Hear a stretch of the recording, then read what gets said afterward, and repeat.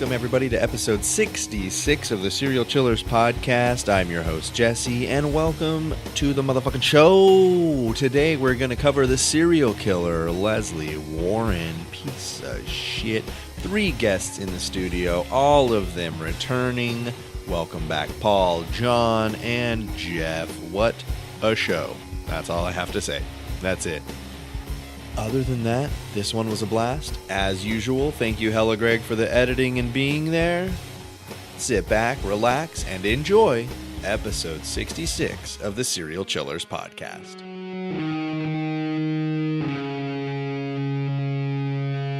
Do this one more time. Okay. Welcome, everybody, to episode 66 of 1 million of the Serial Chillers podcast. From the Super Network studio, I am here across the internet in his bunker far away with Hella Greg. How goes it, Hella Greg? I'm all good and shit. I can appreciate that. Yeah. Are you ready for episode 66 of the Serial Chillers podcast? As it'll ever be. I'm recovering, actually. While you guys were hanging out and shooting the shit, I was stuffing my face full of pizza, and it had just shown up. So I burned the fuck out of the inside of my mouth. Old blister mouth, we should call you now. Yeah. What kind of pizza did you eat? Certain letters are hard right now. What did you learn? Enjoy the pizza now. Well, I'm very sorry that happened to you. While we're here introducing, though, let me bring in 3 guests who have all been here before. Welcome back. Going from right to left. Welcome back, John. Well, thank you, Jesse. Welcome back, Jeff. Thanks, Jesse. And welcome back, Paul. Bigfoot is a son of a bitch. The rebuttal starts immediately in episode 66. Is this you bringing the noise? No, the noise will wait. The noise will wait. This is the rumble. The rumble the before noise the waits noise. for nobody. All right. Well, you guys know how the show works. Let me explain it for anybody that doesn't. Each week, I sit down with old friends, new friends, good friends, and bad friends to tell them the story of an infamous serial killer. Throughout the show, you guys can chime in on my story, and if you brought a story of your own that is true crime, dark, creepy, unsolved, or otherwise mysterious, please feel free to share it. Lastly, if you have questions about questions, make sure to ask questions, because I cannot answer questions about questions if you never ask questions. Are there any questions? I have so many questions about questions, but I will save those questions for another question. Do you tell the bad friends that they're the bad friends? Then welcome to and let's play the Serial Chillers podcast. And yes, he does tell me I'm a bad friend. All right. Today, who is our subject, you guys? I don't know. Lesley Eugene Warren. And I should clear up. Fucking cheaters. No, You guys dude, are I'm cheaters. posting on the Instagram. I'm even hashtagging Serial Chillers podcast, All right, bro. well, that's a pass then. And then I'm gonna cheat. Don't be Googling the subject, man. So Lesley Eugene Warren. So just to clear up, if the Eugene middle name did not, Lesley is the name of a gentleman in this particular case. You can make fun of him if you want. He's a very serial killer. ambiguous. He looks female. so stupid. He is a serial killer, so I think I'll not make fun of him. Okay, grab some note cards, dudes. You're Oh, gonna that's right. need them. I'd have venture at to least guess 3. he can't touch you anymore. Question number 1. In what year was Lesley Eugene Warren born? Closest to the answer. Warren. Closest to the answer gets 250 points. If you nail it, it is for 1,000 points. Name again? Lesley Eugene Warren. What year was he born? What year was Eugene Warren born? Lesley Eugene Warren. And that's his What are his name. first names? Don't wear it out, as Pee Wee Herman would say. All right. We got some answers around Cha. I hope so. Otherwise, this is going to be real awkward. All right. You got it, Should I Jeff? write bigger? I just make it so I can see it. John says 1933. Jeff says 1937. Paul 47. says 1947. And on the first question, Paul is going to get 250 points because Lesley Eugene Warren was born October 15th, 1967. Blue is not my color. You guys are way off. You look so stupid. So Paul, 20 years off the answer, Wins. Yeah, super accurate. happens to get 200. Just so you Hey, know, points on the last time I was here, I ended up beating him, and he started off in the lead. So Here's the thing. Watch it. Never lost. That's Jeff is the comeback kid. He's telling you. I am the winner. Like the Brett Favre. One question down, Podcast 13 to go. October 15th, 1967, he's born in Candler, North Carolina, to Douglas Eugene Warren and Phyllis West. Beautiful city. Is it? In 1970, at the age of 3, he is said to have a completely withdrawn presence with his parents. So he doesn't like his parents. He's he's in his own world. There's no connection there. Now, as a parent, I should just say that that is not the 3-year-old's fault that he was withdrawn. His parents probably could have done a little more to help. I've had the same experience. I think there's just a lot of neglect and some probable abuse going on. December 19th, 1970. He's still 3 years. He's still 3 years old. His brother Laurent Ray was born and treated as the golden child by parents. Oh, I was like, what are you doing?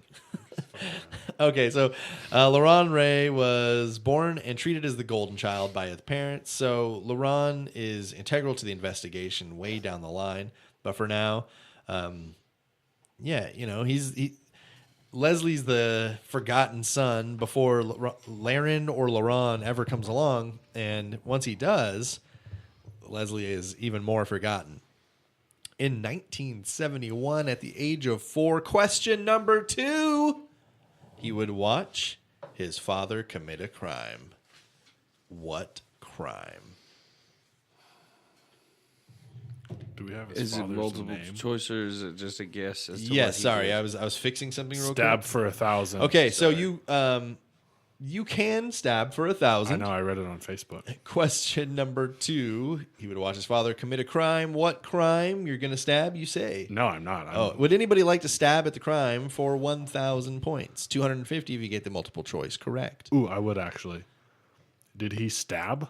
So write down your answer if you have a stab. If you'd like to wait for the multiple choice. Everybody going multiple choice on this one? I am.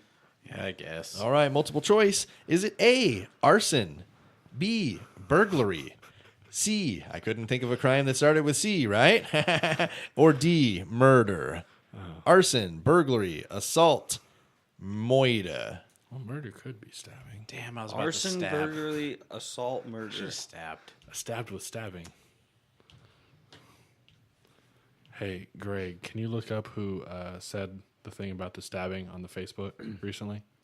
Yes, I can. He tweeted it. No, I don't have a tweet. Yeah, because I put it on the Instagram. Okay, I I have took his my tweet answer. and put it on the Instagram. Did you want me to look it up or? I just want to give credit. Okay, where do you have credit an is due. answer? Yeah, I'd like to stab for 1,000. We've given the multiple choice. Right? No. He stabbed. That's assault? Or murder. It's up for Here's interpretation. my answer. All right, assault, I said assault, burglary. burglary, and Paul says murder, I guess. I literally said stab before the options were read. I said I'm stabbing for Okay, stab. stabbing for is 1,000. not a crime. So incorrect. Either way, debatable. great stab. Don't touch me. Good job on the stab, but you missed.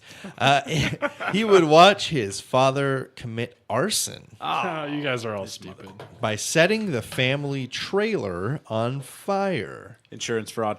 0 points all the way around. Paul still leads it 250 to nothing. No, I think it was more of a super drunk, pissed off rage fire. Huh.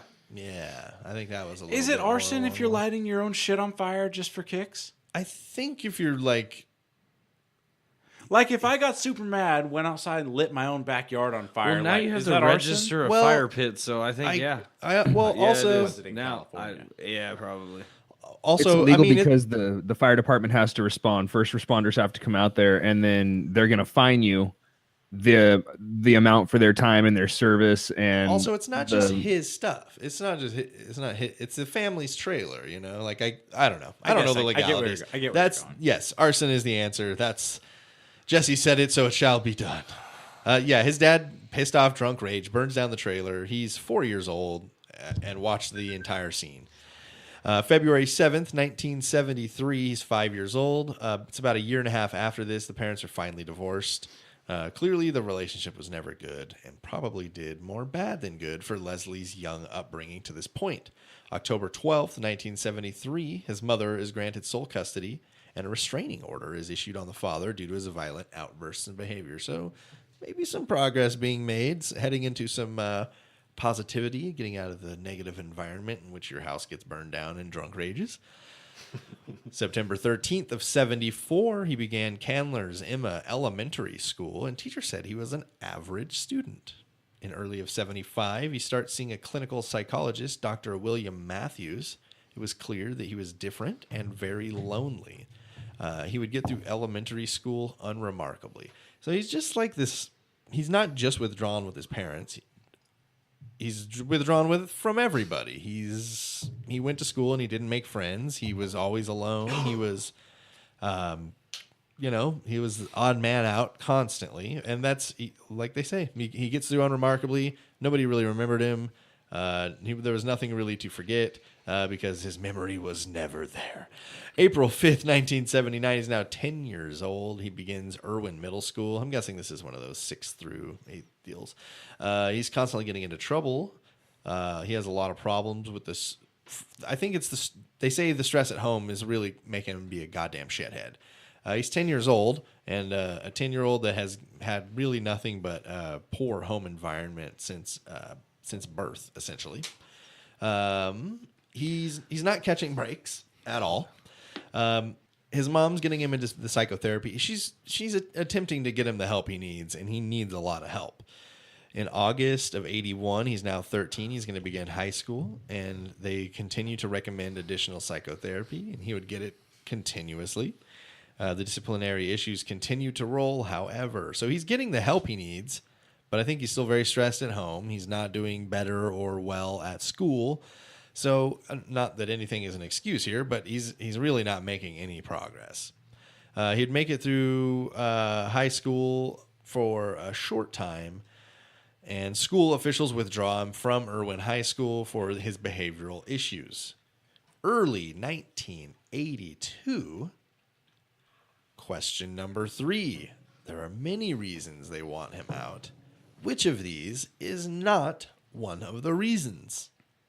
This is one of those questions that you got wrong in high school because you didn't read it correctly. Remember, let me read that back to you. These are the reasons they want him out. Which of these is not one of them? Did he write extortion letters, vandalize, assault, or threaten rape?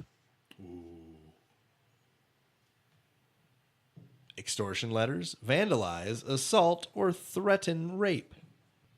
I feel good about this. I feel better. Good. Let the hate flow through you. I do. I don't know if I spelled it right. Would you? I don't know if I spelled it right. Show me your answer. I put rape with an But I know how to do it. So everybody said that he did not threaten rape, but the one thing he did not do was threaten rape. was assault.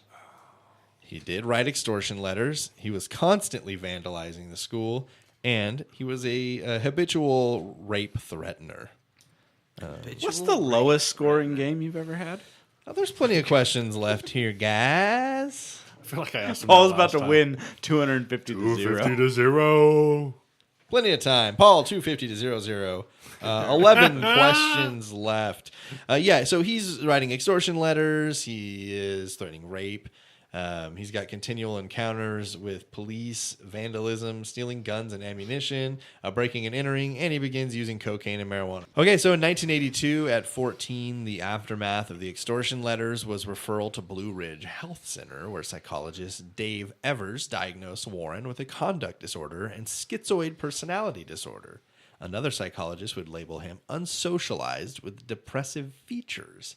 He was a withdrawn, lonely, stressed out 14-year-old. So this is, from a young age, his parents weren't socializing with him or getting him socialization. And I'm sure we've all heard that study where it's like, we took a baby monkey away from the mother and it died because it had no contact. We gave it food and we gave it water, but other than that, Why would you let a monkey die? I'm just telling you that's a study that happened, man. things need interaction. Tweeting ma'am, at PETA right now. Yeah, whatever, man. Yeah, so he's a kid who didn't he wasn't helped by his parents, is what I'm saying. Again, nothing here will be excusable. However, and it's one of the cases where he wasn't a complete fuckface his entire life. So, due to his behavior, he would miss some of the 33 days that he's going to get in his new high school, Anka High School. Great high school. Yep. Nationally established as Yep. a high school. That's what I've heard too. So he gets kicked out of one school. September 15th, 1982, he transfers to Anka High School. School officials were assured he had been completely recovered. Spends 33 days, like I said. Question number 4, due to the behavior, he's going to miss some of those 33 days. How many days was he there?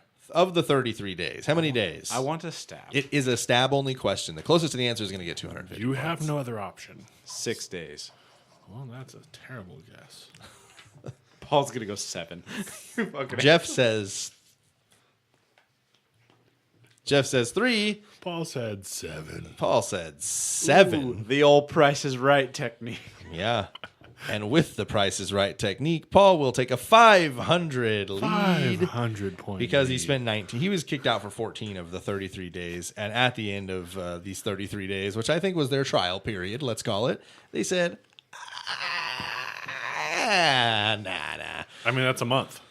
Yeah, so yeah, it's a little more if I'm not 20 mistaken. school days. Well, it depends on You know what I mean? calendar you're looking at. Yeah, that's true. So Paul takes a 500 to 0-0 lead. His behavior is getting worse. He is taken out constantly. September of 1982, his first major crime will take place. His first major crime. What does he do? Is that a question? Is it A, pull a gun on a neighbor? B, rape a classmate? C, kill a friend's dog? Or D, rob someone at knife point? John was sure it was A, but then he heard the rest. All things simultaneously. Yeah. Pull a gun on a neighbor, rape a classmate, kill a friend's dog, or rob someone at knife point. Do we know the gender of the classmate that is hypothetically raped? Doesn't matter, man. Pull a gun on a He was a neighbor. 6'9" blonde guy. Okay, so both Jeff and Paul said he killed a friend's dog. Suck it, John. John says that he raped a classmate. Sometimes your best odds are just going against what everybody else put. You know here's, what I mean? Here's the Like, problem. We didn't specify the gender. That's true. Here's the other problem, and you guys may have missed, is I put X's on all of your scores because none of those answers are correct. Because he pulled a gun on He a pulled a neighbor. gun on a neighbor. Go with your gut, God. Go with your gut. So we're going to take a break here. Le'Veon Bell all over really again, intense guys. right now. Wait, just trade me Le'Veon. Needs to calm So listen, down. listen. We're gonna take a break right now. We're gonna come back. Jeff is gonna tell us a little story, Ooh, and then we're gonna get into this excited. pulling a I think gun it's on a good. neighbor thing. Okay, we're gonna touch on this a little bit. I'm so. gonna steal one of those cookies and probably get beat up for it. All right, so let's take a break. just hold them above We'll you. be back with Jeff's story and finish up with Lesley, Eugene, Warren. Come back, or I'll kill you.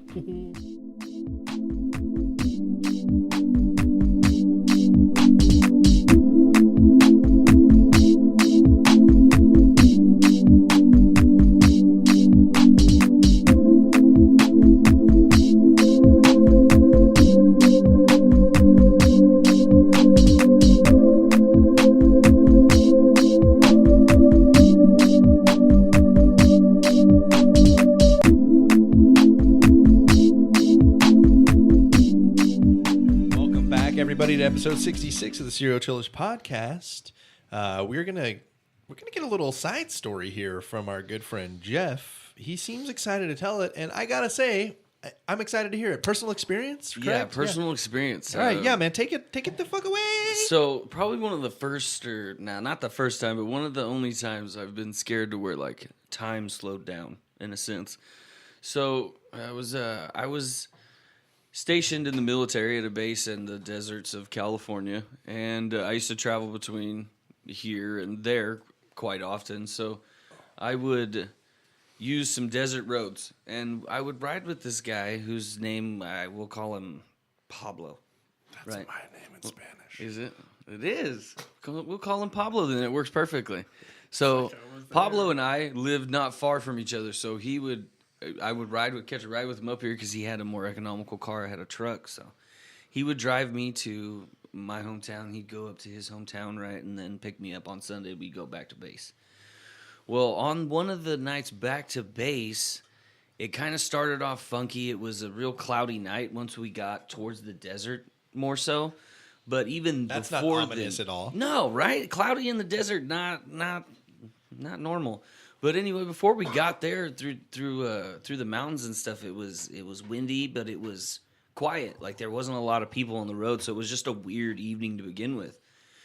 And then so we get through, and then we get out to this desert road, and it's one of those ones where you just drive straight for like an hour, and then you drive straight for like another hour. You know what I mean? You could like fall asleep and wake up 40 Yeah, minutes later. exactly, Be like, and nothing No, would we're have good. happened to you. Yeah. Like you could probably, it's like one of them roads you pass sure a cop your going alignment's 90 good. on, and he's probably gonna go.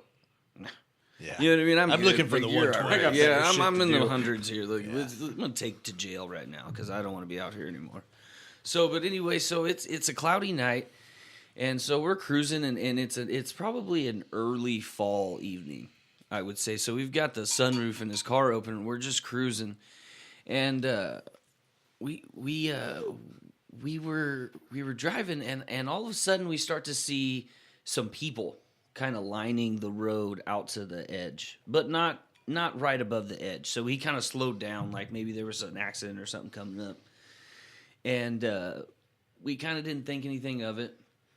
And so we saw a desert tortoise, you know what I mean, in the road. So you're supposed to stop, and it was just training, you know. So we stop and everything, and we get out, and we picked a desert tortoise up, walking off the side of the road, not even thinking anything about it. And then, but we hear like some rustling in what would be bush, but not really bush because it's the desert. So whatever you would call like dead. tumbleweed before it's tumbling? Yeah, and you can't see anything because it's cloudy in the desert. It's black. So if you're not behind the light, you can't see what's in front of you. Yeah. Right? So, and let me just preface the next couple of stages with the fact that Pablo has a little case of PTSD from his deployments. So he's starting to get a little edgy. So he's like, dude, let's get back in the car. Let's roll. So he's getting into like reactionary mode, and I'm like trying to chill the situation. I'm like, dude, it's just more animals. Don't worry about it. So as we get ready to go, like I'm like rolling down the window. He's putting on a seatbelt. Like, look out the window, and I'm like, oh wow. And he freaks. Just what? What is it? You know, just going crazy. And I'm like, oh no, the moon just cleared. The clouds just cleared. I can see it's a full moon. And he's like, oh, cool. So he starts to take off. And as he starts to take off, we see a large figure come out of the whatever, bush, thicket, whatever. And he's swinging something over his head. And as we got closer to him, he had like a pig mask on probably or something. But I couldn't tell you exactly. And he's swinging what I can only imagine is a chain. But he threw it directly over our vehicle, and I'm thinking he tried to get it in front of it to like get the tires. And as he's throwing this, all I can remember is starting to say, go, like hurry up and go. But it turned out to be like, hurry up and go, you know? Yeah, extra and slow-mo. so, yeah, and it was like one of the first times I remember that happening where like I was in so much fear just of the unknown. see it all. Like it could, yeah, and like we had seen the people walking the edge of the road prior to that, and then this guy's coming out, and like the whole evening was just off. Like it just felt like one of those nights where like if you didn't have to be going somewhere, you probably shouldn't be going anywhere. Right. And then not just that, but as we got down the road slightly, you come to like a T, and you either turn right and go for more miles, or you turn left and go for more miles towards base. Well, just before we got to the T, there was a CHP car off in what is like the sand flats or whatever, and it was just sunk. All the lights are still on, the headlights are on, but it's not running. You know, computer, everything's on inside, doors are locked, but nobody's around anywhere.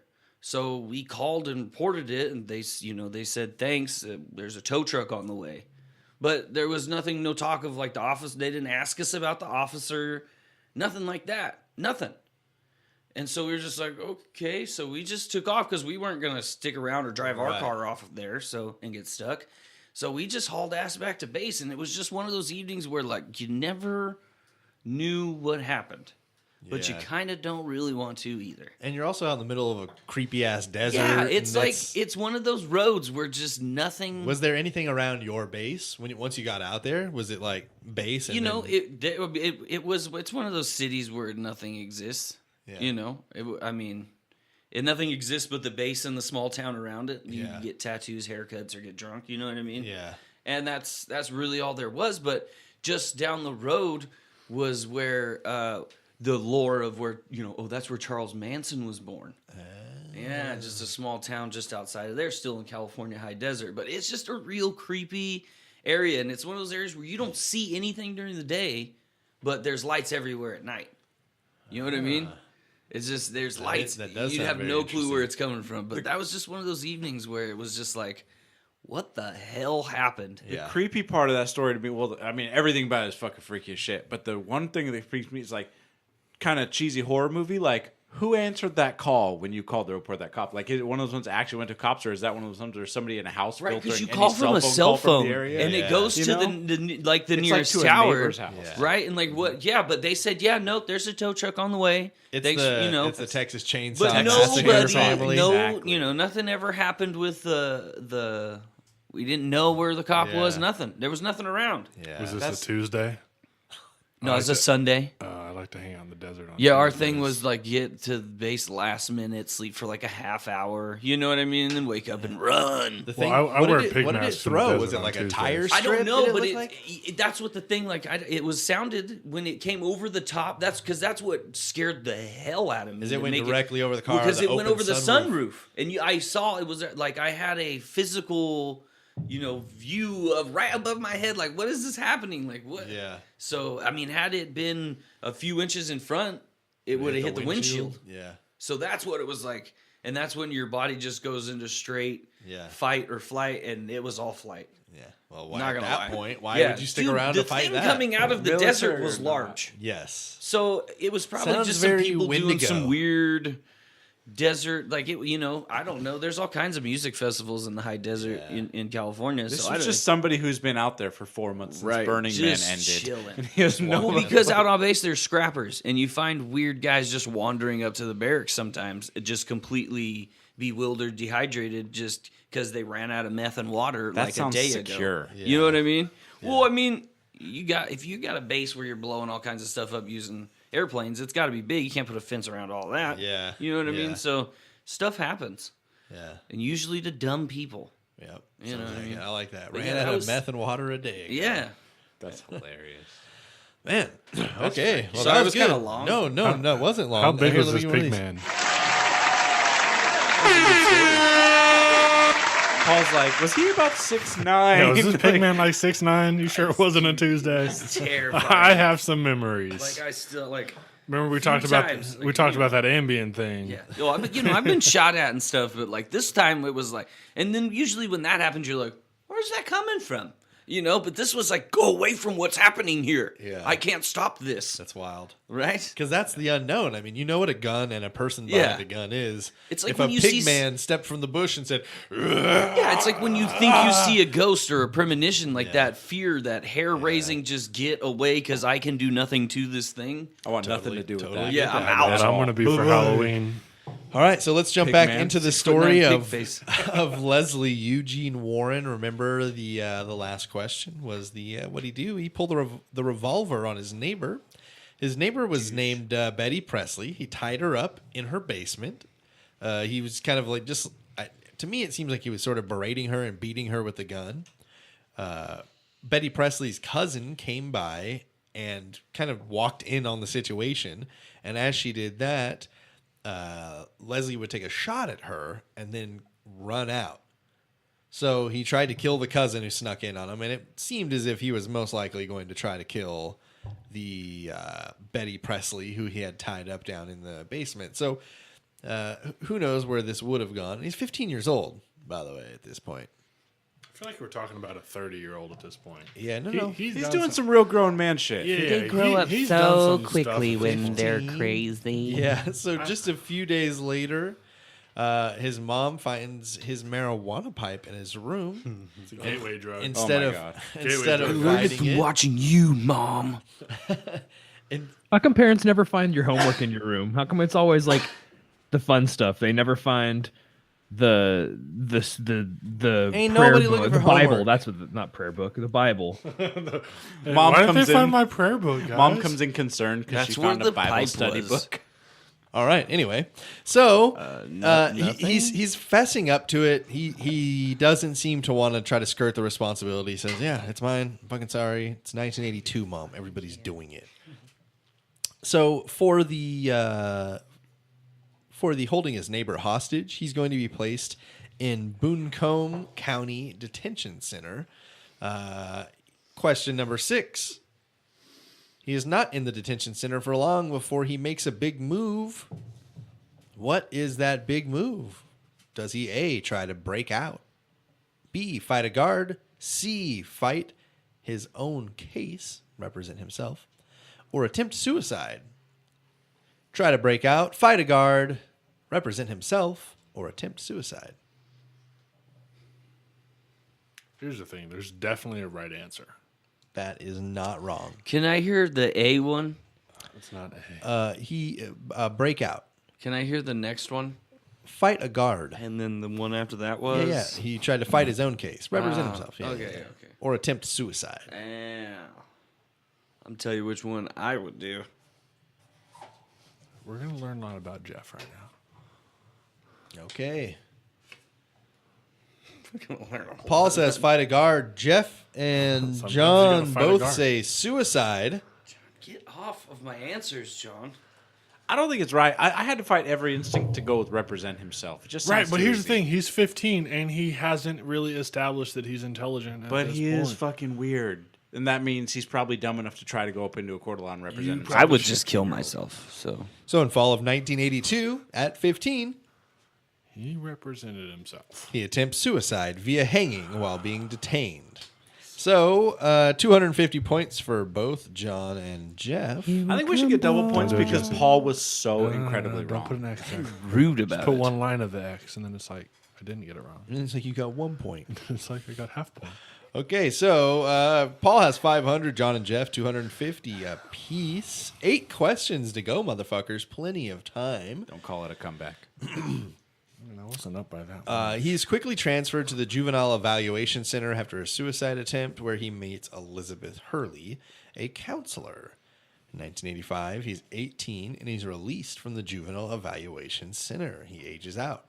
January 28th of 86, he's going to move back in with his mother in Candler, North Carolina. Yes, Paul. Pause the question? Yes. Question about a question?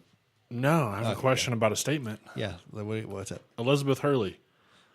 I Yeah, remember yes, it is- other things from her. Yes, it is the name of a famous person. In this case, it is not that person. Is she as attractive as the famous person? Doubtful. Right? Elizabeth Hurley's fine.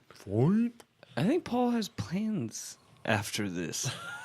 With He Elizabeth is Hurley? excitable. No, I've been drinking since 4.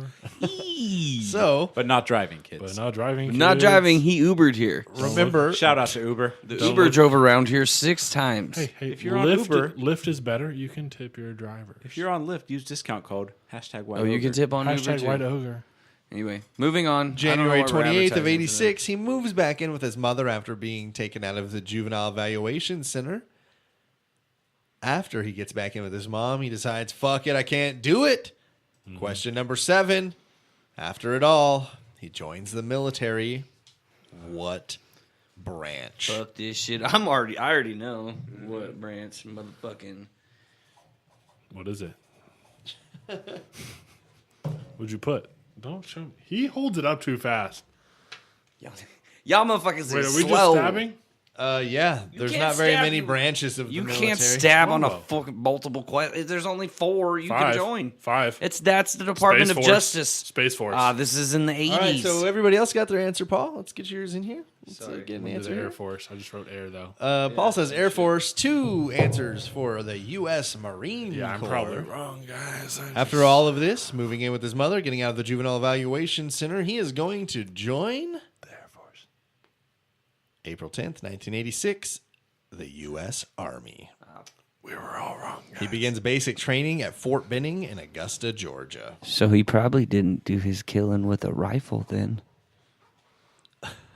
Sorry, that was an inside burn. But Marine joke. Nailed it. And there's so many Marines listening to this going, oh! I know we're all three just sitting here like, yeah, no, totes, dude. In 1986, he is 18 years old, and as a young Army man, he marries Tracy Bradshaw.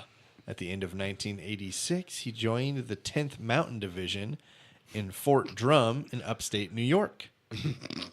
May 15th, 1987, he's now 19. He meets Patsy Vineyard while her husband was out of town, while her husband was out at a bar. They then allegedly went to a abandoned Madison barracks where Warren would have sex with her, strangle her, and throw her body into the Black River near Sackett's Harbor. Well, hold on. that escalated so quickly. Yeah, Right. I know you guys are over here fucking snickering, See what passing happens? notes or See whatever. what happens? I have a question. Was she can't- dead? Yes. No, she was He's just manually really strangled tired. her. So like strangled to death, not like strangled to, just funsies. Yeah. Like for pleasure. Right. For funsies. Yeah, it's death. Sometimes you gotta I think strangle we're for learning a funsies. lot about Paul right now. Yeah. So, throws her body into the Sackett's Harbor, Black River, Sackett's Harbor. On May 21st, 1987, Patsy's husband returns. So, he was not at a bar. Sorry. He was out of town. Okay. So, they met at a bar. Husband's out of town. Husband returns home, realizes Patsy is not there, quickly reports her as a missing person, but her body will never be found until much later. January 20th, 1988. He is now 20, and his first son is born, little Joshua. Once his son is born, he feels very left out. This is Lesley, because his wife's attention towards the baby. Right? That's how a real human reacts. This is an Like, 87. I've always said that. this Always. is crazy. This is an 87. This means if the kid's alive, he's like our age. Yeah, he's 80. The kid was born January of 88. Yeah, he's around there. Joshua. But he was out in there, New York. holler. Probably. Yes, this is in So that he area. feels left out because his wife is taking care of their child, Yeah. and he's like, Oh, I just I felt like your attention would be more focused on me still. "Baby." It's like if you ever had a dog and then brought a puppy home. You know what I mean? No, I just have one dog. Dog gets sad. She gets all the love. Yeah. So yeah, it's a thing. It's a thing he's doing. So we're dealing with someone who's clearly he's Special. yeah. Okay. So he starts getting weird when he gets lonely again, and he gets real guilty about killing Patsy. So he starts dropping clues to his wife that he had killed this woman. So this guy, he's not a sociopath because he's feeling it. The feelings are coming back. He killed this woman. He's hurting. It seems he's like gotten even more detached and more depressed. It seems to be his MO pretty much throughout his entire life. He's lonely, feels sad all the time. So, he could be a sociopath that maybe he just thinks he should feel bad. Maybe that's Maybe true. it's not even real. He just believes it. He's fabricating He's that the he feels first it. sociopath that's ever had like a hardcore identity crisis. Like, am I? Am I really? But also, I guess to couple that would be the like telling his wife. Like it's not even just in his head. He's like, if I killed someone, I definitely would strangle them at that barracks and then take them over to the bridge and throw them in the Sackett's River. Maybe he just likes Maybe he mysteries. likes that kind of thing. What? Yeah. Ooh, what if he gave her a multiple choice question with points if she got it right, more points if she stabbed correctly? What would somebody do with a body after they strangled and had sex with it? Would they A, throw it in a river, B, bury it, Stab wood chipper. C, wood chipper, D, John? Throw it in a different river. John has nothing. Sorry, I'm not as good at hiding All right. bodies. Hey as you, Paul, that was a pretty good serial killer podcast host voice. Thank you. I've watched a lot of the serial killers podcasts. Watched him. Yeah, I stand in the corner. Watched him with his earballs. Well, that's awkward. All right. So 1988, he's 20 years old. He visits the house of his stepbrother Eric Murray, and he does not return to his post. February 21st of 1988, he is considered absent without leave, or AWOL from Fort Drum. Question number 8. Once he is considered AWOL, how long did it take for them to catch up with him? How long did it take? He dips. He's They're still like, AWOL. this motherfucker's AWOL. How long is it going to take the MP to catch up to our boy? If this was Cletus, This is closest to the answer. Are we breaking it down by days, hours, minutes? seconds. That's I ain't no just it. sucker. I'm waiting for Paul. Closest to answer year first. again? This is Smart. 1988. You guys hold up your answers too fast. 1988, and Yes. he is in New York. Upstate New York. Yes. Paul's gonna get this one It wrong. took them. Write it down. I'm waiting for John to say This it. guy can cheat from everyone. Like I have to bring Cover it. your answers. Well, you literally hold your answer 5 As feet our in the air. elementary school teachers taught us. Heads up, 7 now. All right then. Let me just get nice and underlined so you can see it. When did Michael Myers get here? Okay, so you guys hold up your answers because I can't see yours. So specific, Paul. It's Is it, this though? up top. Jeff says 1 day. Jeff's an idiot. John says 9 days. It says Paul says 3.7 months. 3.7 Jesus Christ! Well, here's the thing. They I stopped have- looking after 2 weeks. Do Dude. they? I know nothing about military. They'll come I would for go you. with Jeff on this. If he's wrong, They'll find you. There's a pretty big disparity between Jeff's 1 day. You're and worth your way 3 too much months. money. So here, look, I'll just start with this. Here's an X in Paul's box. that's stupid. 3.7 months. No. Hey, can you erase that?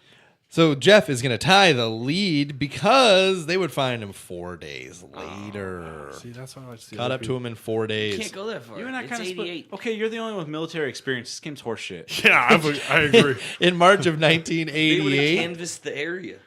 he is convicted of larceny and unauthorized absence, confined to base for 75 days with the payment of a fine. He's demoted from specialist to private first class. April 28th. Is that a big demotion? In the army, I'm not sure. We have a It's- subject because matter expert on specialist. hand. Specialist is E4, Right. and then but I think in the army it's like private and then private first class. So I think E4 to E2. That's like what a rank. Okay. At 2 least ranks. one. 2 ranks. Possibly 2. Someone knows, let us know. April 28th, he returns to his unit. He's now at Fort Benjamin in Indiana. Ooh. Yeah. It's a good Question number 9. Ooh, questions. Do you have He's going to go questions about AWOL again. What is this guy's deal? They I think he really doesn't want to be in the army. How bet you he long after his return to Fort Benjamin Benjamin. did he go AWOL again? How long was he back? that? I bet How you long was he's he better back this at time. Fort Benjamin before Before he went AWOL? Before he went AWOL. He was back for 3.7 hours this time, or what, Paul?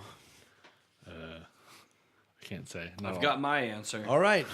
John said 9 days again. I doubled down on the 9 days. Right. Paul said right. 3.7 months once more. I doubled down with the same answer. And I Jeff think I said the said same shit you did. say one day? 69 Is that 3 days. points? Which is That's not approximately 3.7. 3.3 months. Can we 3.3 ask months, Greg thank you. in the bunker Oh. to do math? 2.3 months. No, because you guys are that's nowhere true. near it. John is going to get the points and make it a 3-way tie at 500 points. Right, but what You was the can ask me to do math, but that doesn't mean I'm going to do math. The answer again was 4 days.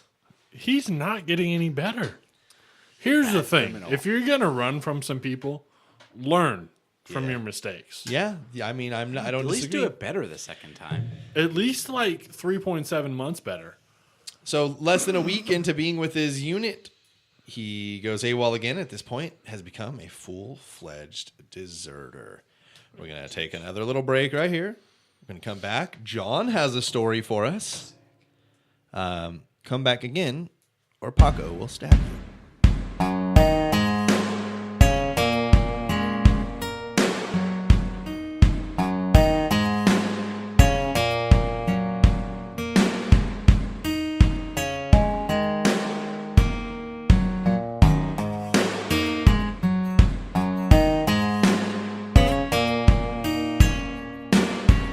Okay, let's go. So, Welcome back, everybody. Episode 66. If you'll recall in the Lesley Eugene Warren story, he's gone AWOL again. Full-fledged deserter at this point, but we're going to take a break off that story. You guys said you liked the side stories, so I'm telling these guys, bring your fucking side stories. John, tell me about what you got. You were hyping it up a little. Can I make a comment before he starts his side story? No. John. No, I'm just kidding. Paul, I'll allow it. Yes, Paul. My side story is going to be so much worse than everybody else's. Perfect. That's why I made you the anchor. We'll have a big enough lead that it won't matter. I feel like you end with the strong one. You did this terribly. Give people time. They're going to listen to 2 everybody's hours got their and own then turn this thing strategy. off. All right, John. Let's hear This, what you got, I bud. was super pumped about this because you asked me about that, and I hadn't really thought about it. But it's a story I don't get to tell very often. So I went to a Christian college in Southern California. So Can I name it? yeah, Point Loma Nazarene University. It's cool, man. It was on the Like, cliffs. really? No, I that like was going to stupid. the I dorm. tried to go there. They said, no, we have a center. Yeah. So, I mean, like, beautiful school. Wasn't right for me at the time, but that's a whole different story. But so when you go to a Christian college like that, they have rules. You can't smoke. You can't drink. You can't do all that stuff that is all I wanted to do when I was a 20-year-old kid. Exactly, right? Like, so I kind of had to, like, under the table find people to, like, smoke cigarettes with because that's all I wanted to do as a 19, 20-year-old. You know what I mean? So I made a friend real quick that I just kind of like found out like smoking as well. And so we would like legit take like trips off campus at night, like 8, 9 p.m. every night. We'd meet up, drive off campus, smoke a few cigarettes, come back to school. That was like our nightly routine. So there's this one. And so where we would go is like in Shelter, like by Shelter Island. If you're familiar with San Diego, it's like there's a little harbor down the point of California, which is Point Loma. And there was this place back in the neighborhoods, and it ended up being like this walkway down to the beach that would like walk along the harbor. And so you could look out to the harbor where all the boats are and all these like hotels and things. And then there was like a small like concrete staircase, maybe, I don't know, like 20 feet wide and maybe like 10, 12 stairs down, right? And so we'd go there and we'd just like sit on the steps and look at the water and boats and shit, smoke a few cigarettes, and it was a great fucking time. Beautiful place to be, perfect weather, right? So we go there one fucking night, and like, if you're standing at the top of the staircase, you can like see along the beach, like, because there's houses right next to you. The but staircase goes directly into the sand. Exactly. So like you're walking basically behind these people's backyards, which is just beach. So if you stand at the top of the staircase, you can see either way, I don't know, 100, 150 yards, just at like the angle you're looking past these people's houses. So we go out there one night, and there's this like super ominous, like white girl, long black hair, and a white fucking flowing dress. And this is 9:30 at night. It's fucking pitch black. She's like walking along like the beach, but it's weird. She's like walking for like 10, 20, and she's staring either straight ahead or at the ground. And she's walking for like 10, 20 steps. Then she's like, and hands down at her sides, and then just like sprinting for a little bit, and then doing like fucking tripping us out. So she's doing this like, and probably in like a good like 100-yard pattern. And she'd go one way, and then she'd come back and do the same thing. And we're there for 20, 30 minutes, right? Sounds like she a just tweaker. keeps doing the same thing, right? We're like, this bitch, she's fucking tweaking like crazy, right? So we, my buddy, like, he gets, his name's Tom. Shout out Tom, if he's listening to this. Shout out Tom. So he's like, I'm gonna go talk to her, and I was like, that's fucking whatever, bro. Like you do you, you know. Like, so I'm standing at the stairs, but I'm at the bottom of the stairs of sand. And Tom, like, so this chick is making passes, and Tom, like, for every time she passes by, is taking like 2 or 3 steps forward. Like, so we got like 20 yards, and he's just slowly inching his way. So he gets to the part where he's like almost standing like in the line, the straight line that she's walking, and she's walking by him. He goes, "How you doing?"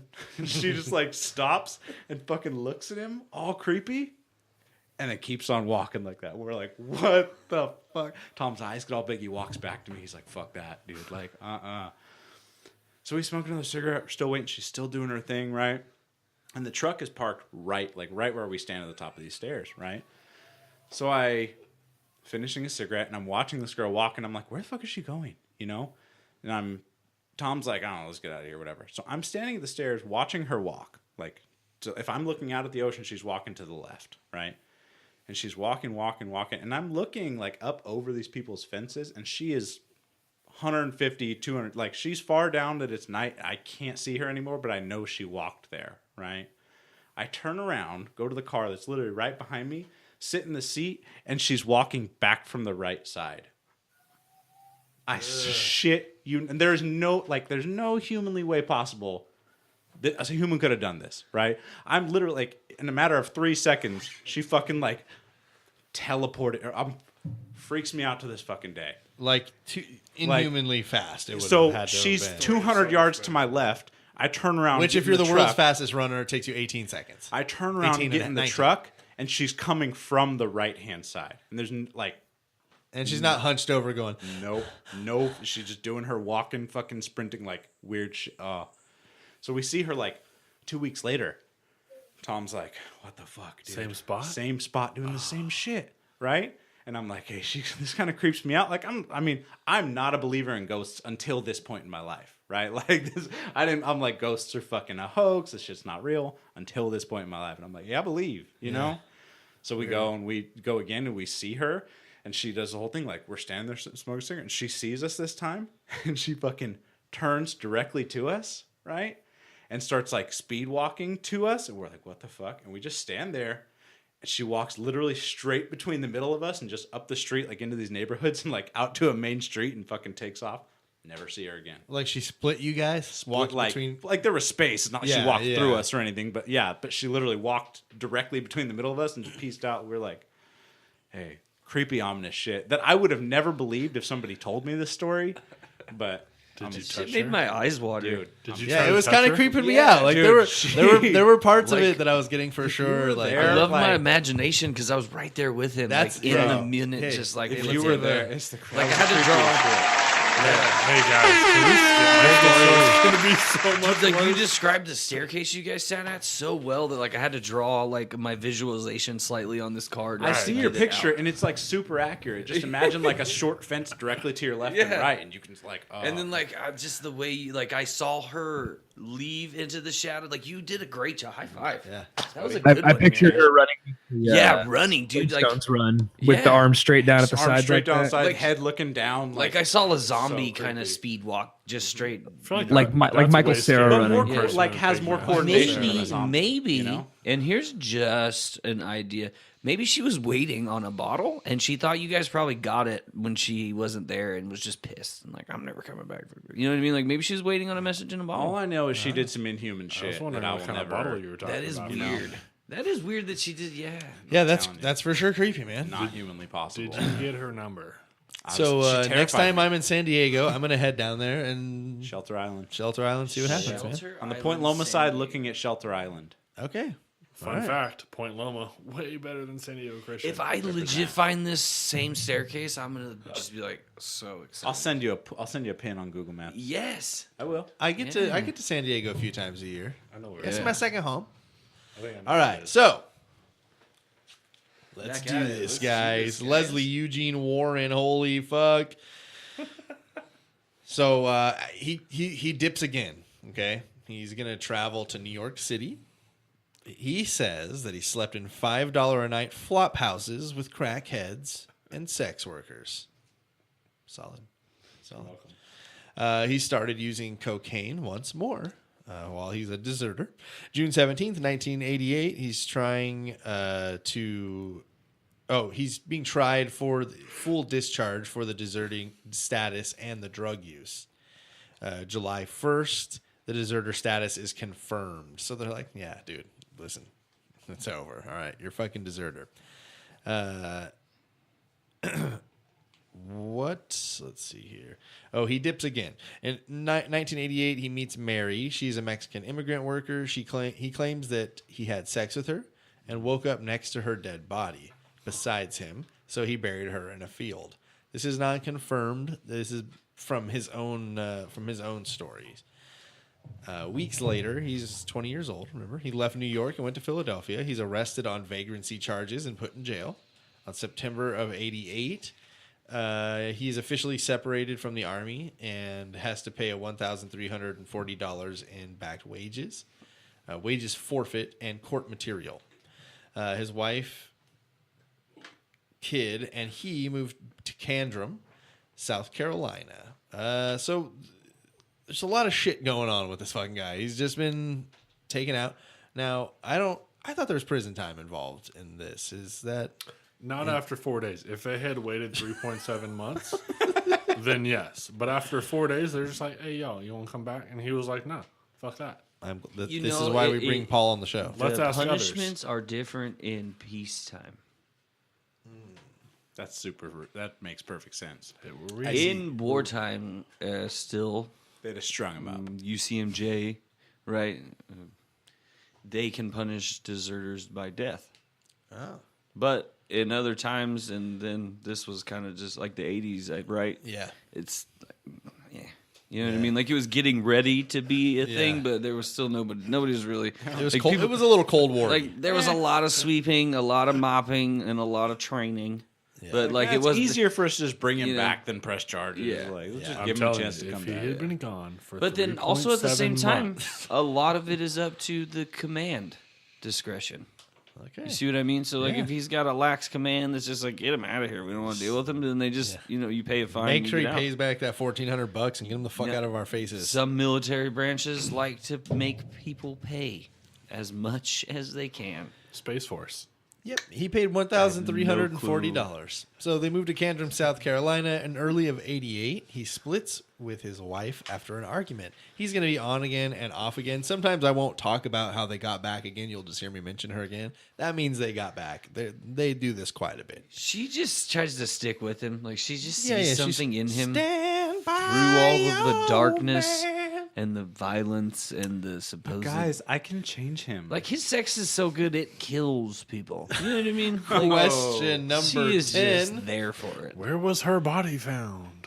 The argument he had with Tracy that caused the split. What was it about? Was it about that he was rough with her? He hit their child? Was it about drugs? Or was it about money? Did he beat her? Did he beat the kid? Was it about drugs? Or was it about the almighty dollar? I feel like the simple answer is not the real answer in this answer. It's one of the four, I will tell you that. Having said that, Yeah. I will choose the simple answer. And it will be wrong. Just put an X on mine. Going out on a limb. Okay. John's got his answer. Paul, what did he write? I wrote A. Just put an X on mine and we'll move on. Jeff and Paul said that he hit her. He didn't. He didn't. It's too simple. John said that he hit the kid. The argument Good answer. was about drugs. Oh. Yes, we are You 10 guys all questions sound in, so and we are stupid. tied up at 500 He was each. probably a goddamn pothead. He was doing the cocaine. That marijuana. Oh, that is a fight starter. That's a Marijuana's a fight gateway starter. drug, guys. Because So- it's expensive. I read that in a Google book. He's going to move back to Candler and become a cashier 1 mile from his mother's house. He starts dating Sandra Davis. On December 19th of '88, he enrolls in a 3-month training program for truck driving at Alliance Truck Driving Center. He wanted to get a job to get Tracy, his on-again, off-again wife, back. At the time of becoming a truck driver, he will decrease his drug intake in order to get his licenses and to get Tracy back. Decrease. He didn't stop. He just dialed it back a little bit. I didn't quit. I'm just not doing it right now. I want to know what kind of girls this guy's getting. You know what I mean? Because are these like trashy girls that you would assume go for a guy who's like I have the answer. serial criminal, or are they like smoking hot? This guy's like a project for them. Like, No. you know what I mean?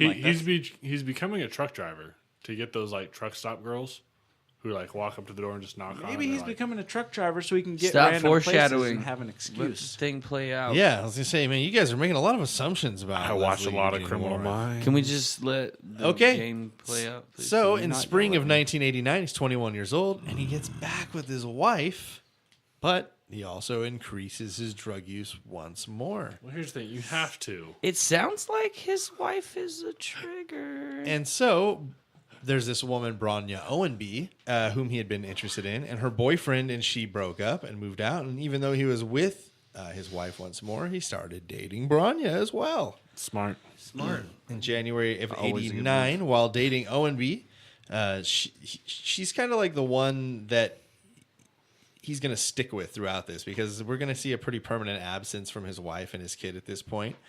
Lesley Not starts. so smart. And while he's dating Branya, he also starts to date 19-year-old Lisa Lawrence. Weeks later, Smart. he's going to break Sure. up with Owen B. Yes. That's 3. We're Yeah. counting. Oh. Weeks later, he's going to break up with Owen B. And he's dumped by Lisa, so he is alone once more. So he starts to date Lisa's sister, Michelle. Yeah. This guy must have game. March God, 10th. he's on that early Tinder game, dude. March 10th, 1989, he is qualified as a truck driver for Alliance, and so he's got a good job at this point. May of 89, he gets a job at Amcan Haulage Company. Early summer of 1989, he shows up at his stepbrother's house, Eric Murray, with Tracy, his wife, and talked about all of the sex that he had in the truck. Yeah, he's living it up in there. Remember the he people would- who knock on your door at the would then- truck stop? I told you. He would then break up with Tracy once more and move in with his mother again. He claimed to have killed a woman named Ronnie, who he picked up one night. And he says that he woke up in Tennessee with her dead body and dumped it in a forest. He told his mom this? No, he had moved in with his mom. This is later. When he He's confesses. got a lot of Is he a claims. werewolf? Yeah, I Here's the mean, thing. that's a good question that At I least don't he's have an answer really to. good at changing up where he dumps the body. We've got a river, we've got a forest, Yep. and probably a burial. Yep. I Well, believe he's so. kind of all over the place with his living situation, so I mean, that kind of dictates where he His dumps the bodies. vagrancy I mean, does- I does dump mine matter. in the same place. Whoa, we're learning a lot about Paul tonight. It's on Ambien, so it doesn't matter. So, summer of 89, All crimes are he forgiven. finds out Tracy is pregnant with a second child named Matthew. He's pretty much, again, going to separate for some time, and he's going to send home child support checks. But he didn't want to have anything to do with the second child. Question number 11. He's going to find one more victim. There might be more. He's going to find another victim. How does he locate this next victim? Does he A, meet her at a bar, B, pull up on her after a car accident, C, a friend of a friend, or D, a sex worker? Meets her at a bar, pulls up after a car accident, friend of a friend, sex worker. Is he still driving a truck at this point? Should be. He got the job just about, he got in spring. It's summer. I gave you guys the answer. I don't know. Sorry, I'm gonna. That's Russian. You change your accent a lot. I don't. No. Okay, you got an answer over there, bud? Yeah, I'm a guess very it's specific answer. Mine's better than theirs. Okay. I should get extra points. John and Paul have answers in. Jeff says He's at a wrong. bar, and John and Paul both say sex worker. On August 26th, 1989, Lesley Warren happened across Velma Faye Gray when she wrecked her car, and some teenagers found her wrecked. Son of a Are we bitch. still tied? It is a 500-point tie after a possible 2,750 points without the bonuses. We should take out more multiple choices. August. True or false? Yeah. So Velma Faye Gray is 42 years old. She wrecked her car. Some teenagers pull up. She's fine, but the car's like down a ditch and it's clearly not going to be driven again. She's not hurt very badly, but they see a truck pull up, and that truck is being driven by Lesley. I thought you were gonna get it when you asked if he was driving the truck. I was like, oh, he's gonna think pulling up, truck driver to see accident. See here, what had happened was I've been putting in the sex worker thing because of the truck at the truck stops. So much that it actually went in my own brain. And There you go. See what where- happened? That's It would where I just went be wrong. too easy for him to be a truck driver that kills a sex worker. Have you, know what I mean? not Like, seen that one movie from that one time? You could be a sportscaster actually on did see CBS. I would love that. Right now. So here's a guy. What sport though? Just like a bad one. Okay, so they see the Oh, teenagers see a truck pull up. They figure that this guy would be far more qualified to help with this car accident than they would. So they dip. Lesley offers a ride to Velma in his truck to the grocery store nearby. She would never make it to that grocery store. Lesley Warren would beat her and then manually strangle her to death. Her body was dumped in A river. A lake. A body of water. Yes, dumped in Lake Bowen. I don't like those. August 27th of 89, the body is found. So that's the next day. Some fishermen are out fishing, and they find Velma's body. They caught more than they were offering. Yeah. Yep. December 13th, 1989, a $3,000 reward is issued for information on Gray's death, which is later increased to $5,000. December 25th of 89, Jamie Hurley, who's 39, gave her number to Lesley while she was in the JEC. It was Jamie Hurley. I'm sorry, guys, not Elizabeth earlier. Jamie. Now, here's the thing. That caused a lot of confusion. Only earlier. on your end. That's probably why you only have 500 points now. We're going to have to all start over. reason. Yeah. Nah. So Jamie Hurley had given her his number, or given him her number while she was in the JEC, like thinking, one, maybe this guy will hit me up and maybe I can help him. Two, probably not going to hit me up, but he's aged out, so if I can help him, I will. We're talking 3 years later here, 4 years later, but he decides to I think give it a chance. So in February, he splits from Branya Owenby. He moves in with his half brother Danny Warren, who has a wife and child.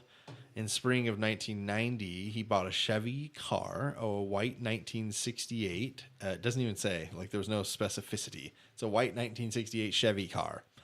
It hung handcuffs on the mirror and thought it was cool. In May of 1990, he thinks again about Jamie Hurley. So he's 22 now. And he goes, fuck it, I'm going to call. So he's got the number from 4 years ago. But this isn't like in the time where people are swapping phone numbers as often as they are now, because it's easy to just go do that.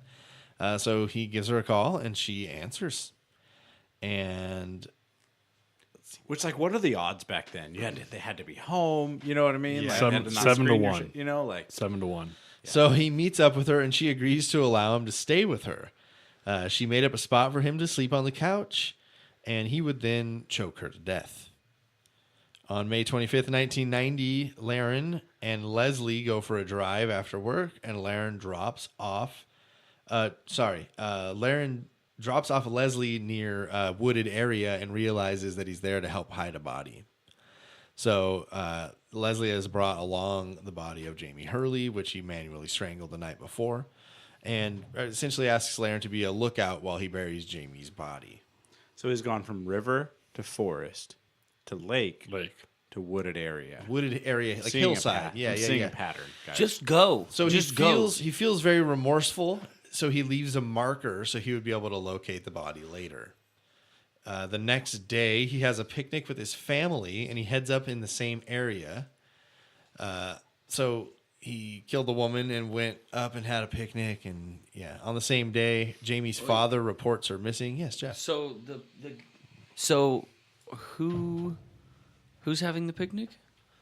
The accomplice, right? No. The murderer. The murderer and his current girlfriend situation. Okay, his so I current wasn't sure if, and who left the marker? He did. So the murderer also left the marker. Correct. Sorry. Why didn't the guy who was the lookout? His brother. Oh, it was his brother. Yeah. Okay, I'm good then. Does that say things? Cleared up. It's cleared up. I don't have a I'm brother. cleared Yep. up. So he takes his, it's quote unquote family. He takes his interest up there. They have a picnic. May 28th of 1990, he's taken in for questioning about Jamie Hurley's disappearance. He told police that he was with her and they had been doing cocaine together the night before. Smart. Intravenously at that. So he was saying, like, we're not snorting it. We're booting it into the veins. That's smart. Because when you admit to a lesser crime, they don't think you did the bigger strangle crime. murder, bury in the woods. So Hurley's father called a family member nearby to check on Elizabeth. This is how it all got started here. And she had not been heard from. The family member would go and see that the couch was made up, and there were some messy parts of the house, but that her bedroom looked like it had been cleaned up and like done very tight. May 29th of 1990, while being investigated, his van was searched with a warrant. So they brought him in for questioning, and they had a warrant for his van, and to avoid his, bothering them, well, we know he's in this room right now. We're going to just fucking search the van while he's in there. Yes. Does anybody not picture like the old square vans when anybody ever is The talking molester about, vans. right? Yeah. Absolutely. Like, do you ever picture like, hey, it's a new Dodge Caravan with automatic doors? Like, this with guy TVs. isn't in a Chrysler Pacifica with screens and DVD player. Totes, You know what I totes. mean? Yeah, Like, yeah. Like, it It's doesn't the matter what 80s. year it is. It could be like, I don't know, 1930, it's a box fan with Whatever motor. before cars square, was. I'm pretty sure. 2018. Like, it's always like that rape van. Are serial murderers just like so? Hey, this is the most practical van for murdering. You know what I mean? Like, There's I so mean, Bundy much drove a room. Beetle. There's a lot of common threads in serial killers. Well, so here- I mean, it's maybe they all are ticking on the same timeline. Well, here's what the do thing. you drive, Jeff? I drive a truck. It's lowered. I saw it outside. There's so much room for activities in those old vans. Do you get it? Yeah, I do. I do. Everybody gets it. I You did a got it. movie quote. Okay, guys. so while It he's being is. It was. investigated, Good his job. van is being searched. Good job. And when his van is being searched, they find Jamie Hurley's purse inside. Warren is gotta pulled bury in that. for another interview due to this finding, and they'll tell him about the found purse. He took police to the side of the road where he dumped the belongings from inside the purse besides the ID. He's placed under arrest for outstanding misdemeanor of failure to produce a car title and larceny of Hurley's spot. They're trying to hold him for anything, it really looks like at this point. On 6/6 of 1990, his grandfather bailed him out for $1,000. Detectives talk about knowing that he murdered Jamie and just watching him walk out. So he's just walking out, and one detective talked about how Warren just smirked at them on the way out. Like, yeah. He's a sick piece of shit. Find some I fucking... mean- Well, I mean, at this point, he's strangled at least 3, possibly 18 people. It's He's buried at least 2 to 4 of them in either the woods or some sort of a water. And the other 14, who knows what happened to them? And there is a 20 to 100% chance he'll do it again. Yep. Greg, you might need to get ready. There's only 3 What if he- questions left, what if he and never does it again? it's a 3-way tie. Ooh, what's Greg getting ready for? Well, there's a tiebreaker if it gets. We don't. End it at a we get tie. to draw something. That's possible. Greg will decide how he I'm wants about to to do it. win this anyway. Greg has just unanimous rights on a tiebreaker, so he will decide. It could be a question. Greg.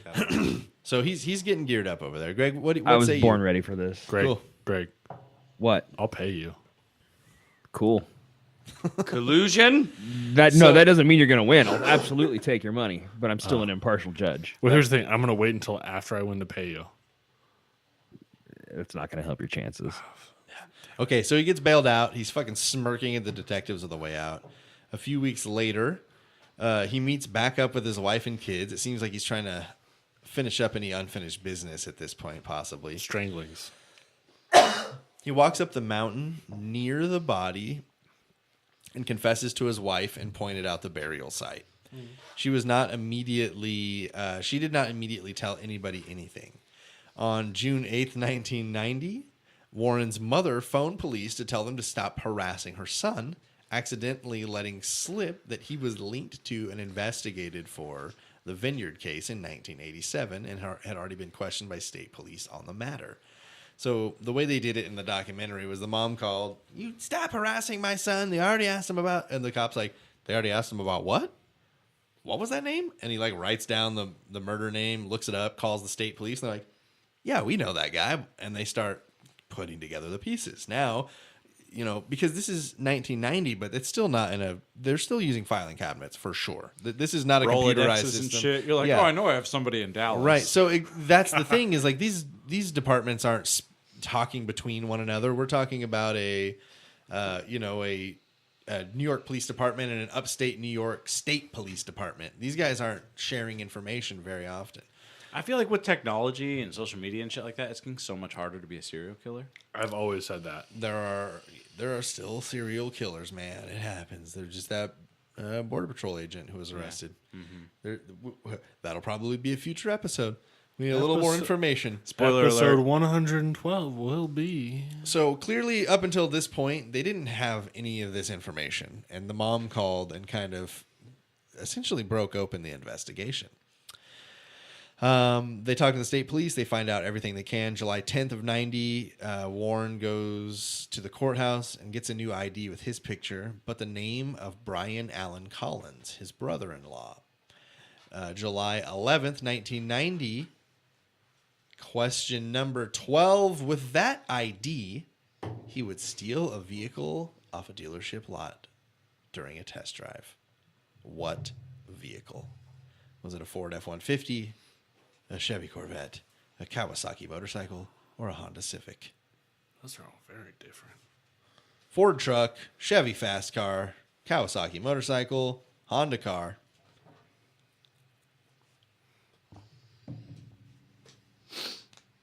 This is all me right here. All right. I'm gonna definitely. Can get this somebody wrong. take a lead here? Where is he right now? Like where locally? Like where are they when he steals this car? So he... I feel Germany. like geographically this makes Germany. sense.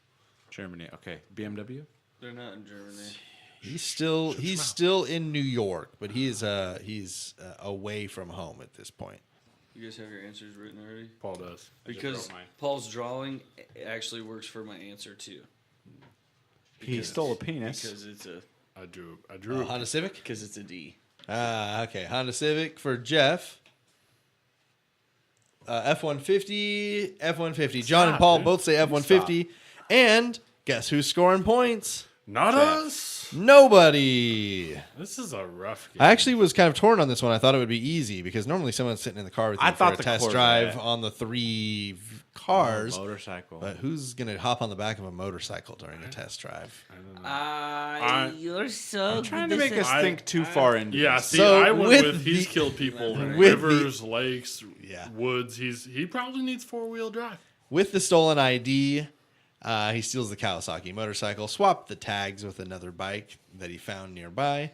July 13th, 1990, he left and went looking for Terry Quimby, whom he had dated before. He gets to a hotel, checks in, and went to a bar that she worked at looking for her. She did not work that night, but Terry got drunk and met a young bartender who he hit it off with. He couldn't drive that night after he separated with the bartender, so he tried to push his motorcycle back to the hotel.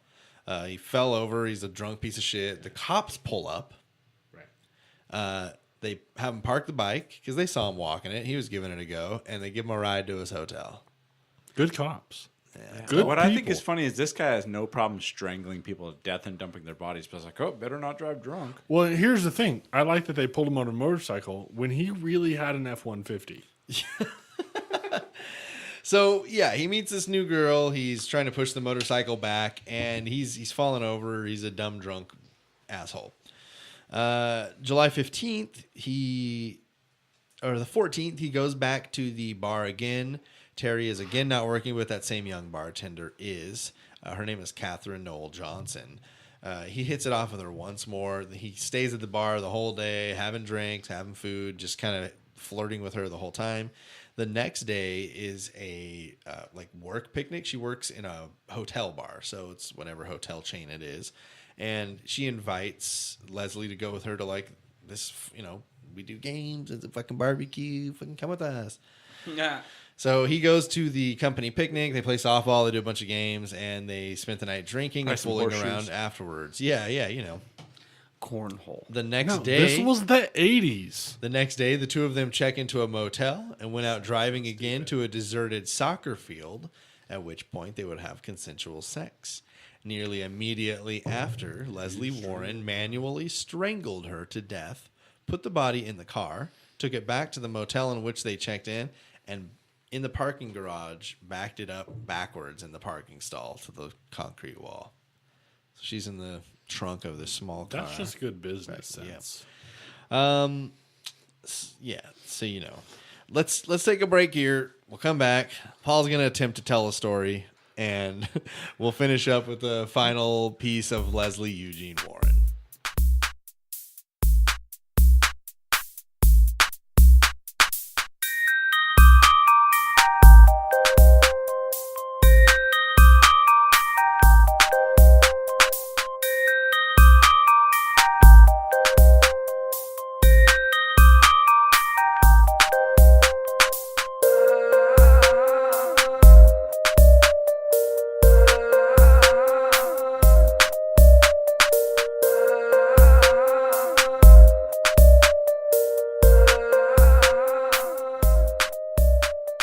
Let's not.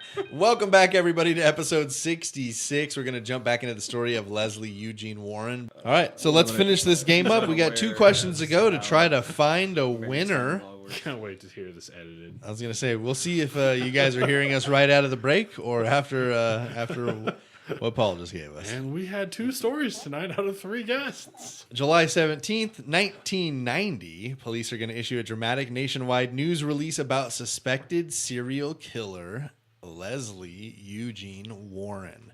His photo is sent to as many law enforcement agencies as possible. On July 18th, the next day, Warren's brother, we talked about earlier, Laren, saw that his brother was wanted, so went to the police and told them that he thought that he knew where one of the victims was. He totally knew. So he then immediately led them to Jamie Hurley's body. Was that in the water or in the woods? The wooded area. Yeah, the wooded area on the hill where he left a marker. I lose track. Oh, the marker. Yep. Here's the thing. If you're going to start burying some people, You lose track. don't put a marker. He, You know where it is. he felt bad, man. Right. That's the part that I don't get. Not that I felt bad, but like, hey, I'm going to put a marker that just, hey, there's a body here. Here's where I buried her. Right. Yeah. You now have no power when you're talking to authorities. So they get there late on July 18th. They cordon off the area, and July 19th they dig up the body with dental records in hand, confirm that it is the body of Jamie Hurley. July 20th of 90, they serve Warren with a warrant, handcuff, and take him into the station. One of the detectives called the FBI for some advice on how to help get him to admit his crimes because they only had circumstantial evidence and nothing solid. Even though the body was there and his brother, but they didn't have anything to connect him to that. His brother pointed a body. So the FBI profiler is going to give them a tip. Question number 13. What did the FBI profiler tell them to do? Was it A, make the room really cold? Smart. B, suppress him of sleep? C, make the room look like they had a lot of evidence? Or D, play good cop, bad cop? It's a great game, by the way. Make the room really cold, suppress him of sleep, make the room look like they had a lot of evidence, or play good cop, bad cop. 2 questions to go. We're tied up at 500 here. Okay, Jeff and Paul both say that they make the room look like they had a lot of evidence. 3 times. John said that they suppress him of sleep. Oh, that's stupid. That's a terrible tactic. He clearly wasn't in the military. So the FBI profiler tells them to make up the room to look like they have a lot of evidence. Has nobody seen Brooklyn Nine-Nine? So They bring in empty boxes. They bring in they literally probably got it from this case because they bring in empty pizza boxes and make it look like they've been working really hard in there. They put pictures up on the wall. They literally connected red string. They brought file cabinets in and they're empty, but they labeled them with this victim's name and this victim's name and this victim's name, and they let him in that room for like a minute while it wasn't like where they sat him down for the investigation. They just let him come in and let him see it. Like, can you imagine walking in and thinking like, oh, I'm the shit. They don't have anything. I mean, there's filing cabinets with your name on them and everybody you know that you've killed, and there's just like, it looks like you have been the prime target of this police. Yeah, it's big. And, Psychological warfare, man. yeah, and points are scored by both Jeff and Paul. And Paul? This is a one tie, all tie kind of situation, though, right? Nope, because you're losing. Nice. So Way to here's kinda my try and here's my coattail thing. it. That was good. Like I like I've that. seen, like I get this is the 80s and Netflix. This is 1992. I get this is 1992, and Netflix has not been around yet. But I've seen enough TV shows to know that they're gonna walk the murderer by the evidence board that's not real. And I'm gonna shut my mouth after I've strangled at least 4 people, buried them in 2 different basic locations. I mean 4, yes, but bodies of water. And We are learning a lot about Paul tonight. Paul can't be on this show. It is a special evening. So July 20th, police hold a press conference and issue a press release about the alleged crimes of Lesley Eugene Warren. The arraignment takes place, and his mom tells the media that her son is displaying the same detachment that he displayed earlier in life. He's looking to set up some type of insanity case, is what I'm guessing. August 6th of 1990, Warren claimed frequent blackouts and memory loss. So he's blaming, why not? Well, I'm blacking out and having memory loss. That's why all these murders are taking place. August 23rd of 91, he's extradited to South Carolina for the Velma Gray killing. April 9th, 1992. I didn't mean for it to work out like this, but this is going to be a true or false question. Oh, there are 15. True. There are 16. There are more questions, bros. We have got some time here. That's such a weight lifted off my What shoulders. question are we on then? We've done 13. We've got 3 questions to guys go. Oh, crap. It's getting down to the wire. Who So, was that? question number 14. He's going to have a psychology test to determine his sanity after it's all said and done. True or false? Yes or no? Is he insane? Okay, everybody says that he is pronounced sane. Well, here's the thing. When you're insane and you strangled at least 4 people and buried them in water and woods, here's the other thing. Jesse just put 250 under my name, which means we're all right. That is indeed And I don't have to correct. justify my answer past being right. The psychology test. Suck it, you don't. Greg. You don't have to tell us why you answered any reason. But here's the thing. I really like to. No, he means you don't have to tell us. No, basically he means stop talking. Shut the fuck The up. psychology test is pronounced, Warren, quote, beyond any doubt sane. On April 13th, 1993, at the age of 25, the trial for the murder of Velma Gray begins. April 15th, 1993, Warren is found guilty of the murder of Velma Gray. In February, Warren pleads guilty in North Carolina to the murder of Jamie Hurley. Question number 15. Just never plead guilty. What will be his sentence for the murder of Jamie Hurley? Life with no parole? Life with parole in 40 years? 45 to 60 years? Or the death penalty? Life with no parole, life with parole in 40 years, 45 to 60 years, or death? I don't like any of those answers. This is question 15 of 16. Paul and Jeff have 1,000 points. John has 750. Can I ask a question? About the question? No, what about state what, was about this? Let's hear what your answer question was. is. I just want to know what Jeff put. Everybody answered B. Nope. Life no. with parole in 40 years. I put C. Sorry, Paul Solid says for 45 to everybody. 60. Changes nothing. You're all wrong. He was sentenced to death. Good for him. Good. He deserved Well, every here's bit the of thing. it. Was anything really proven, or did he just look at an evidence board and be like, Well, he pled guilty, so it doesn't matter. that's what I mean. That's his fault. This is on him at the end of the day. No, think yes, you're because guilty he of killed this. a lot of people. Well, and November- he admitted it. November 7th, 1997, he appeals his death sentence. The North Carolina Supreme Court upholds Warren's death sentence. May 3rd, 1998, the U.S. Supreme Court will hold up Warren's death sentence. Question number 16. Oh my God. Is This this is a it. bigger point question? Can we make This it is it. 500 points? No, you're losing no matter you what. can stab at this question for I gotta 1,000 stab. if I'm you'd in- like, I'm losing. I got to or get it right and both of them get it wrong and you tie it. Three-way Here- tie. here's the Okay. thing. Question number 16. He's not going to get me. Who's going to stab? What I think I'll year stab. would Lesley Warren die? What year did he first go to prison? Or did he go to You life get sentence? no more clues. His final It's a stab. uphold is 1998. They're upholding his death sentence. 2001. Here's Stab. the thing. At Tatted Giraffe 20 said, to all the guests, y'all need to stop playing it safe.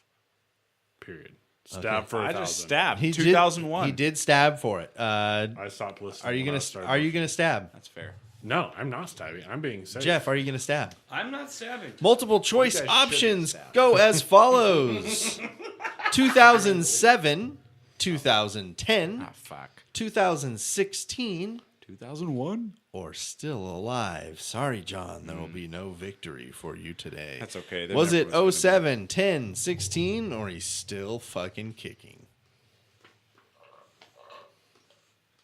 If one of either Jeff or Paul gets this right and it's a different answer than the opponent, it will be That for one, a bye. victory. I win the game. You're gonna see. I tell you right now. I'm still counting on the I'm one gonna tie, win all it. tie situation. All right. No, you've lost this. Let's You know see. what though? I've This had is so Le'Veon much Bell fun with all you over guys. again. here I tonight saw that Paul's even if I lose, answer. I win. I saw Paul's answer. Oh, Jeff, sweet Jeff. Oh, Jeff, sweet Jeff. You're so wrong. So if you guys are right by saying D, he is still alive. Still alive?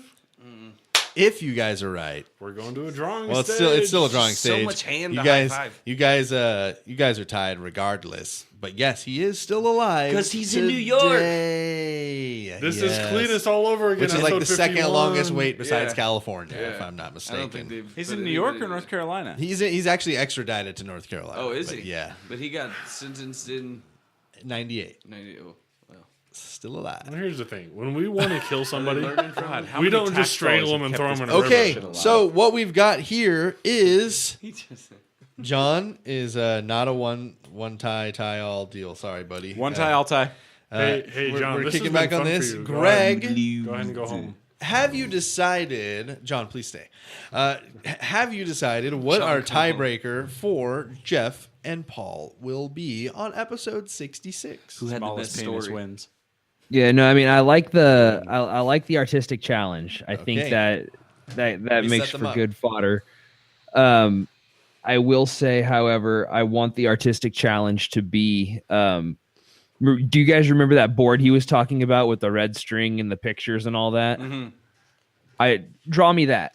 A Okay. fake crime scene. Hey, like hypothetically, Draw- could we go draw- over you know that? We'll go beyond that. Draw me the room. Set the scene. Room? I actually really like this. That's I'm- quite the You challenge. want to draw two? No, hell no. I suck at drawing, but I'm interested to see who Oh, draws I better. am terrible at drawing, but you know what's gonna help? Well, Hold on, I got you guys too. Jeff, Watch this. if Paul's drawing is anything like a storytelling, I think you're okay. Here's the thing about me: nobody will ever say. Ask any of my 5 to 7 friends. Nobody will ever say I'm a good storyteller. I will get really excited about a great story, and butcher it, and then they'll just stare at me and be like, "Where's the rest of the story?" Oh wow! And I'll just be like, "Well, that was it." Well, Holy shit! Y'all got to draw in color and everything. here's the thing: I know there's a red line somewhere in here. All right, guys. I'm just kidding. Give you about a minute here, Put that a on minute or loop. two. Give you Put that two. on loop That's for not 10 red. minutes. Give you a minute or two here. Hey, Greg, what did you say you wanted to see again? I do have to say this is one of the lowest scoring affairs, just of all time. I want to see. I want to see what it looks like in that room that they use, that bait room that they use to set him up. Well, that's not very red. Have you got the red over there? No, it is definitely not in my hand. Time. Let's get your drawings here. I'm gonna keep drawing. All right, I'm gonna mix them up here. I'm gonna mix them up, Greg. Hold Hey, on. you guys don't say anything. Don't hold say on. anything Don't about give your away- drawing. Don't before try and we- explain before- anything. Shut up, Paul. Shut up, Paul. Paul. Mute Paul's Yeah, you know what? mic. Just mute Paul. Mute Paul's mic. You'll still be able to hear him. All right, here he is, drawing number 1. Okay, go lift it up a little bit. There you go, right there. I see the table. I see what appears to be filing cabinets with evidence boxes, the lights, the clock. I like how everything's pointing to him in the middle. I can appreciate that. I like where you went with it. Okay. Drawing number 2. Okay, there's a box. There's It says box on there, so you can tell. there's piss on a sock puppet, I believe that's and pizza. what appears to be an Anxious Extroverts logo. Playing to the judge a little bit, I see. I can appreciate it. There's a sign on the side that says $100 Greg on it. Right? I got to go with the first one. The detail is just through the roof. Yeah, here's the thing. For a 2-minute and 30-second drawing, That it almost fooled me. No, All that's right. phenomenal. I would. My if brain you would have chosen works mine. so fast. I was this congratulations, Jeff, Yes! on your Military victory. efficiency. I am Episode undefeated. 66 of the Serial Chillers podcast.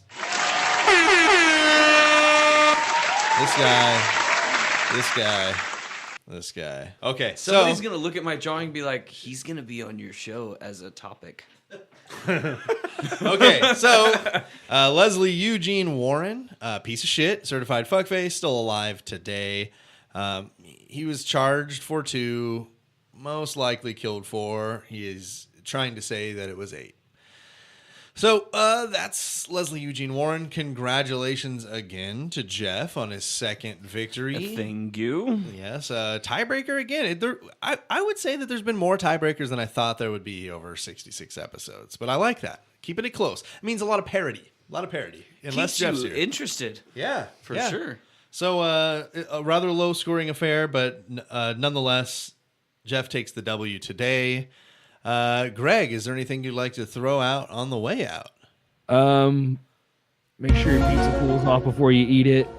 At Hella Greg on all social medias. I guess that's all I got. Cool. John, anything you'd like to throw out there at the end? I like to think I'm gracious in victory and defeat. So Mostly defeat, though. Is all I'm Congrats, saying. congrats, Jeff. Well, I just have more experience in defeat. I am not gracious. You So- guys suck. You have all the experience in defeat. Jeff, anything you'd like to throw out there? Today? I'm awesome. You're welcome for having me. Anytime, though. For real. Thank you. Absolutely, man. Great to have you. Paul, here's the thing. Now's your chance to say whatever you want. I have so many things to say. At White Ogre at all social media. Except Facebook, it's Paul Wolf. There we go. So find Pablo Lobo. See. He's a giant guy.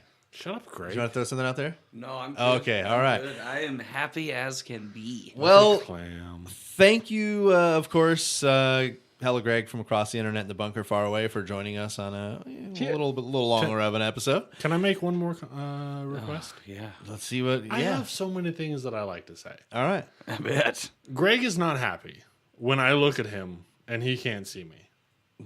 I can assure you, Greg is happy, and you needn't worry I'll bet about he's his. even more happy that he can't see you. I'm as happy as I've ever been. It may be time to just Supporting invest in a it. multi-camera See, I'm setup. just always right when I believe that I'm right. All right, Jeff's not allowed back.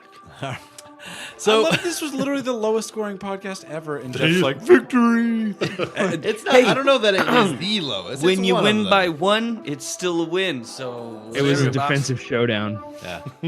All right. defense Well, wins championships. I'm almost there. That's right. thank you, Greg. Thank you, Paul. Thank you, Jeff. Thank you, John. Damn, it's a lot of people. And thank you, everybody, for listening to episode 66 of the Serial Chillers podcast. You know what I noticed is nobody ever says thank you, Jesse.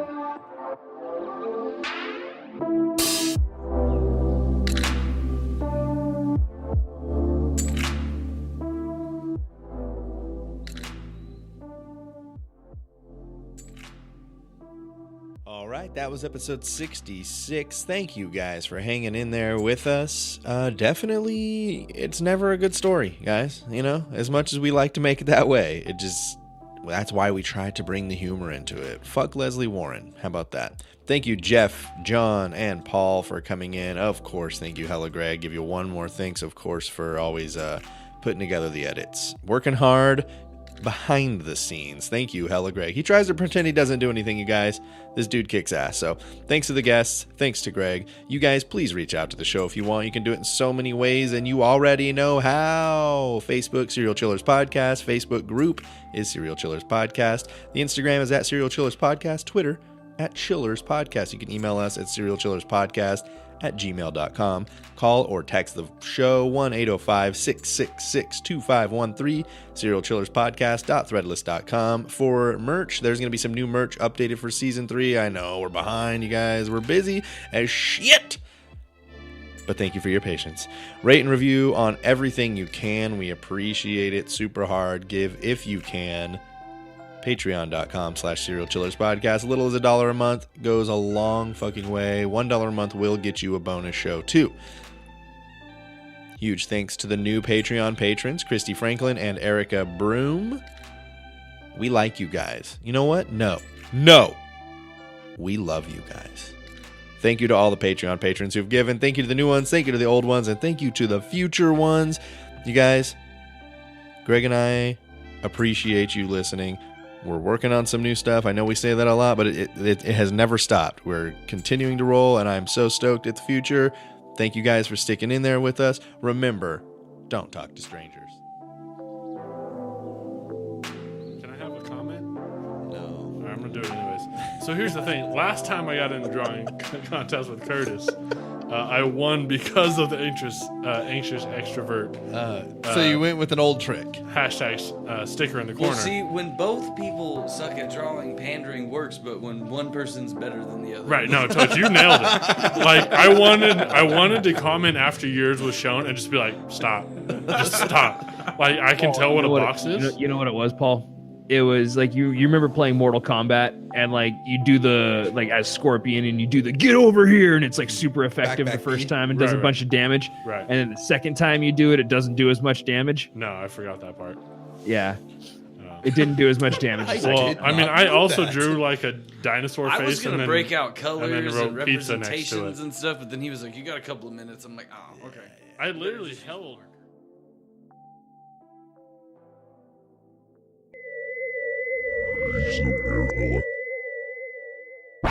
This has been another presentation from Super Network.